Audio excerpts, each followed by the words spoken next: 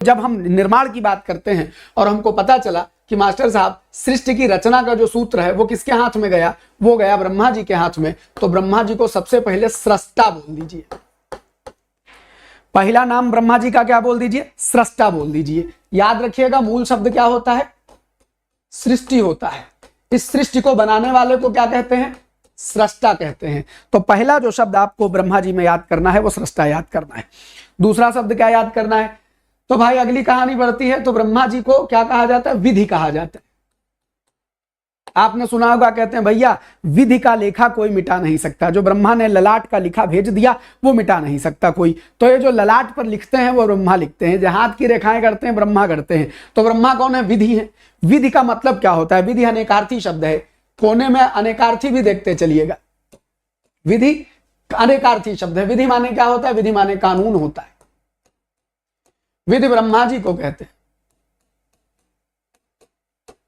विधि माने तरीका भी होता है। यह सब विधि के अर्थ है, विधि के अर्थ है।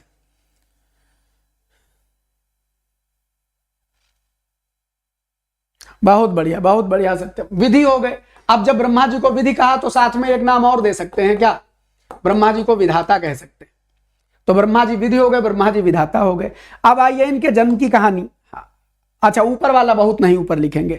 अब आइए इनकी जन्म की कहानी पर। तो कहते हैं ब्रह्मा जी, भगवान विष्णु के नाभि से जो कमल निकला उस कमल पर ब्रह्मा जी विराजमान थे।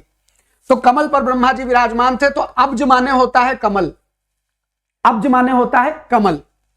तो ब्रह्मा जी को कमल योनि कहा जाता है, क्योंकि कमल के ऊपर प्रकट हुए इसलिए उनको अब्ज योनि कहते हैं। और क्या कहते हैं, चूंकि नाभि से जन्मे ब्रह्मा जी, भगवान विष्णु की नाभि से जन्मे, इसलिए उनको क्या कहा जाता है, नाभि जन्मा कहा जाता है। हर एक कंसेप्ट है, एक एक कहानी है, ये कहानी समझते चले जाइएगा। ब्रह्मा जी का एक शब्द कभी नहीं भूलेगा, खाली धैर्य से सुनिएगा, समझिए। तो अब ये क्या हो गए, ये हो गए नाभि जन्मा। अब नाभि जन्मा के बाद आगे बात चलती है। एक शब्द ब्रह्मा जी के लिए मिलता है, हिरण्यगर्भ। ये सब पुराणों में कथाएं दी गई हैं और इन कथाओं से कंसेप्ट निकाल रहा हूं, पुराणों से कंसेप्ट निकाल रहा हूं। क्या कि जब आप कहते हैं ब्रह्मा जी, तो हिरण्य माने होता है सोना। तो कहते हैं कि सबसे पहले जब कमल बना तो कमल पर एक सोने का अंडा प्रकट हुआ। ये देखो, अभी इनके मतलब क्या है, अगर तुम उस मतलब में, ये अध्यात्म की चर्चा हो जाएगी। तो मैं आपसे निवेदन करता हूं, अभी ऐसा कैसे हुआ, क्यों हुआ, इन बातों पर मत जाइएगा, उन बातों पर जाएगा। इनके पीछे बहुत गजब निहितार्थ है, इतने गजब की आंख खुल जाएगी, विज्ञान जान जाओगे, सृष्टि जान जाओगे, रहस्य समझ जाओगे। लेकिन वो रहस्य समझने के लिए साधारण बुद्धि काम नहीं करेगी। जैसे बच्चों को केमिस्ट्री सिखाने वाले गुरुजी क्या सिखाते हैं कि बेटा Na पापा है, Cl मम्मी है, NaCl के मिलने से बेटा हो गया। जैसे केमिस्ट्री में मम्मा पापा और बेटा करके कहानी सुनाई जाती, ऐसे सृष्टि के इन महान रहस्यों को इन कथाओं, इन परिपूरकों के माध्यम से आपके सामने रखा गया है। वहां तक जाने के लिए एक गुरु का सहारा लेना पड़ता है, प्रॉपर गुरु, जो ब्रह्म को जानने वाला गुरु होता है। वैसे गुरु का सहारा लेकर ही वेदादि को समझा जा सकता है, वरना हमारी आपकी साधारण बुद्धि नहीं है। तो हम आपको खाली कहानी से सुनाते हैं। तो आप देखिए, हिरण्यगर्भ, तो सबसे पहले सोने का अंडा प्रकट हुआ और वो सोने का अंडा फूटा। तो चूंकि हिरण्यगर्भ यानी सोने के अंडे से ब्रह्मा जी का उद्भव बताया गया, इसलिए उनको हिरण्यगर्भ कह देते हैं।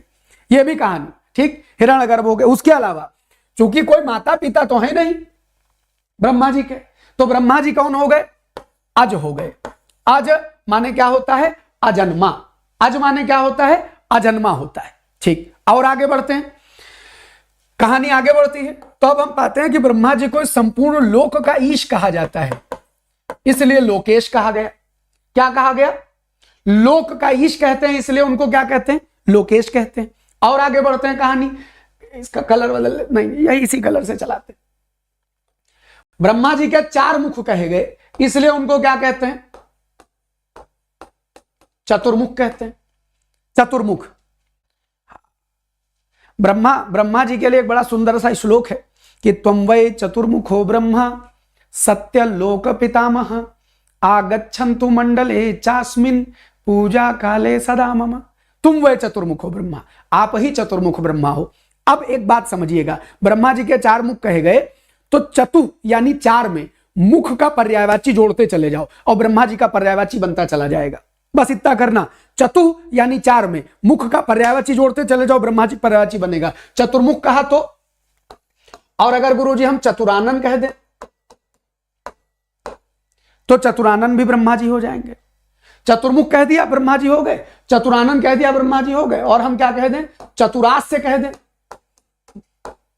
ये गुरुजी पहली बार सुन रहे हैं। आस्य माने क्या होता है, मुख होता है, और चतुः माने क्या होता है, चार होता है। तो अगर आप चतुरास्य कह दें, चतुरास्य, तो चतुरास्य भी ब्रह्मा जी हो जाएंगे। ठीक।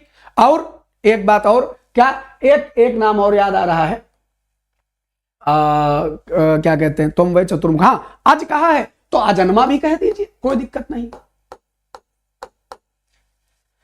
बाकी गोला भरते चले जाएंगे तो ब्रह्मा जी के हजारों नाम निकाले जा सकते हैं परीक्षा में से। हाँ, मैटर हो गया।